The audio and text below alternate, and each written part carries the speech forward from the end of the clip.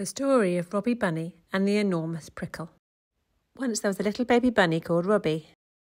His tummy mummy loved him very much, but didn't know how to keep him safe. A wise owl saw what was happening and knew that Robbie Bunny needed someone else to care for him. Sally Squirrel had room in her tree that night, so she took Robbie home. But Sally Squirrel was gathering nuts, so there wasn't room for Robbie to stay with Sally for long. Wise Owl had been looking for a mummy and daddy who were very good at looking after babies.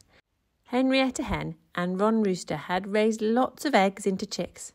They were really good at looking after other people's chicks too, so the Wise Owl thought they'd be perfect. Robbie Bunny moved into the hen house and loved being looked after by Henrietta and Ron. He was too little to remember his other homes, and he thought they were his mummy and daddy. But Wise Owl knew that Robbie wasn't really a chick, so he kept on looking for the right forever home. Wise Owl found Herbert and Helen Hare.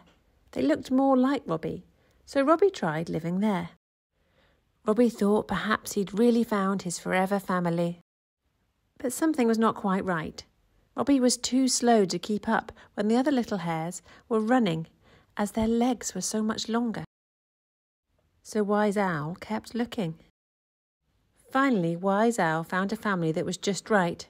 Rosie and Ricky Rabbit had a lovely home with just the right amount of space for a little bunny.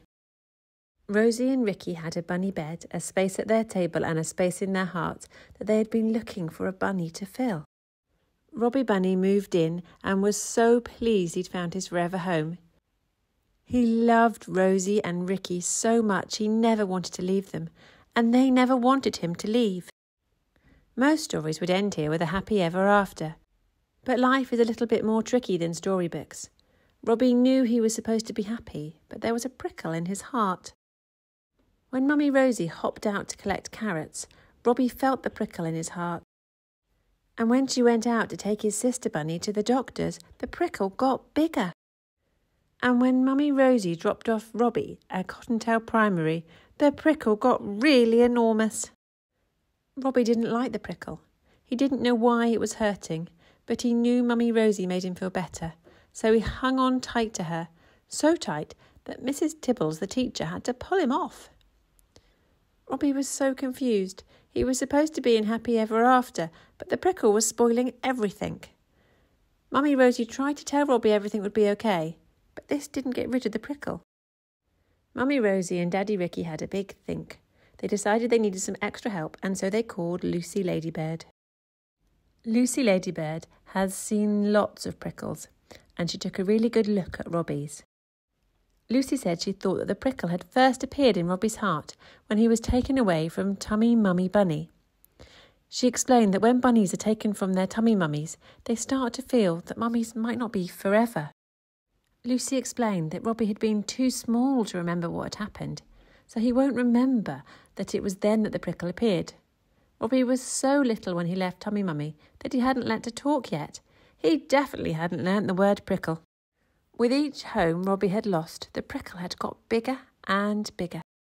Even though everyone told him that his forever family would never let him go, the prickle in Robbie's heart made him feel that families weren't forever. No wonder Robbie was confused. Lucy told them that the prickle was a feeling called a worry. She said feelings matter. We can't help what we feel, but they don't always tell us the truth. Lucy said it wasn't Robbie's fault that he had the prickle, and that he'd need Mummy Rosie and Daddy Ricky's help to make it smaller and quieter. Back home with Mummy Rosie and Daddy Ricky, they got the prickle out to look at. There was a big surprise.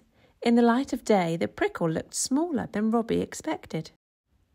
They listened together to what the prickle had to say, and as they did, the prickle's voice got quieter and quieter. From then on, when Robbie had to be away from Mummy Rosie, they remembered together why it was so hard. They knew there was a prickle from when Robbie was a tiny bunny. Every time they remembered where the prickle came from, it got quieter and quieter. One day, Robbie realised he couldn't hear his prickle at all over the noise all his school friends made. Robbie was so pleased he had a mummy and a daddy who would always be there, and that he had found out that they could help him understand where tricky feelings came from.